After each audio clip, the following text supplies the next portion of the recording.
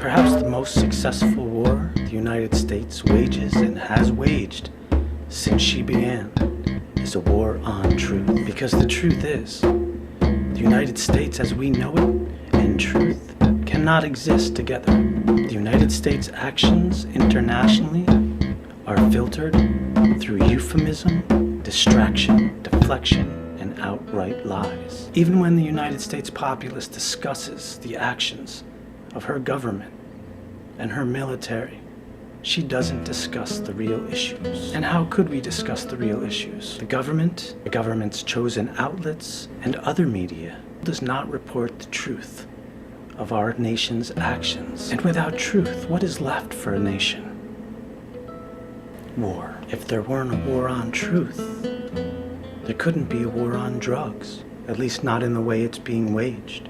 What do we hear about drugs? What do we hear about the war on drugs? What do we think of when we hear war on drugs? Do we think about pharmaceutical companies lying? Do we think about pharmaceutical companies muscling out cheaper prices? Do we think about pharmaceutical companies mailing our homes and our children samples of psychotropic, mind-altering drugs? When we hear war on drugs, do we think of the television? Do we think of all the ads we are bombarded with from Lilly, Roche, Diazepam, and all the countless other drug companies, pushers? When we hear the phrase war on drugs, do we think of these inane commercials cooked up from the inane book DSM, Diagnostic and Statistical Manual, now largely regarded as some kind of gospel for psychiatry and psychology? Do we discuss how the DSM came into being, largely concocted by the pharmaceutical companies to provide an easy way to diagnose people, all in the name of pushing drugs on us? No.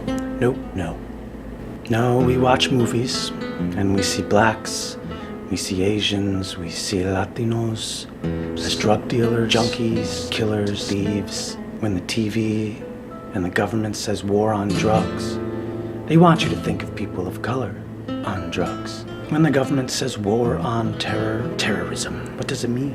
What does terrorism mean? What do they want you to think of? When the government says war on terror, do they want you to think of Danny Baker in Florida, walked out of his house one day, shot at illegals as he saw it, killing college students, exchange students? Do they want you to think of white on brown terrorism? When the government says war on terror, do they want you to think of Joseph Stack? When the government says war on terror, do they want you to think of Ronald Reagan's Project X? Do they want you to be informed? Do they want your children to be informed about how all this came about? No. When the government says war on drugs, do they want you to think about the CIA planes that crash bringing cocaine into the United States? When the government says war on drugs, do they want you to think of the human rights abuses happening in Mexico that the United States is funding? When the governments of the world say war on drugs, do they want you to think of the body count in Mexico stacking up under Felipe Calderón? We don't see that number much anymore, do we? How many have died under Felipe Calderón's US-funded war on drugs? Do you know why? The number's inching up toward 20,000 deaths. 20,000 people dead. Why don't we see this number?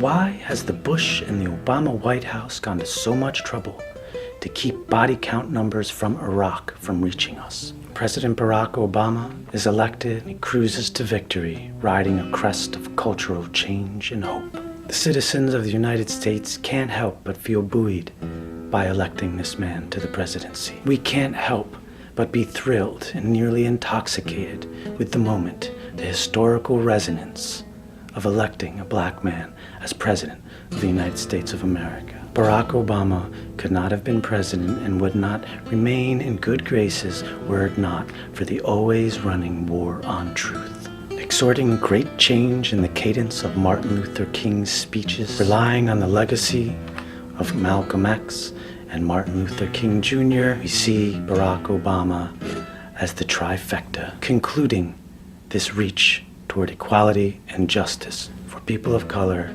especially African Americans. Barack Obama is elected and drops the phrases war on terror and war on drugs. But just like the images of great civil rights leaders and activists from the past that he relied on to help sweep him to victory, these discontinuations of these phrases, war on terror and war on drugs, nothing more than dressing. Because after all, what has happened to the war on drugs? Despite using the language of the left and the liberal mindset to describe drug use as a social ill, one that needs healing, rehabilitation, and treatment, Barack Obama's budget looks just like George W. Bush's when it comes to the war on drugs, whether it's called war on drugs or not.